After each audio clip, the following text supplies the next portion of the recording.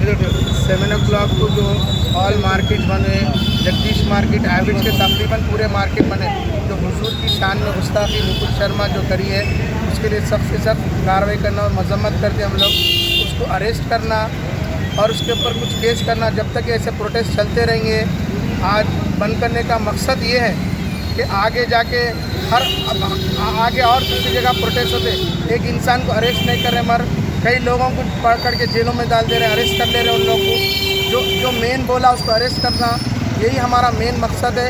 आज यहाँ बंद हुए, कल दूसरी जगह भी बंद हो सकते। हमारा हुकूमत से मुतालबा ये है कि जगदीश मार्केट में जैसा प्रोटेस्ट हर जगह होगा, हुकूमत से मुतालबा ये है कि उसको कैसा सख्त से सख्त कार्रवाई करके उसको अरेस्ट करना। हमारा यही मंशा है, यही है। आज जगदीश मार्केट पूरी बंद करके मस्जिद आमिरा में जाके पूरे लोग वहीं बैठ रहे हैं, या लोग ये रोडों पे धरना नहीं, चौरस्ते पे जाके लोगों को तकलीफ नहीं देना, चीख पुकारा नहीं करना, खामोशी का प्रोटेस्ट है ये। हमारा हुकूमत से मुतालबा ये है कि उसको सख्त से सख्त उसको जल्द से जल्द के लिए कार्रवाई करना और उसको जेल में डालना।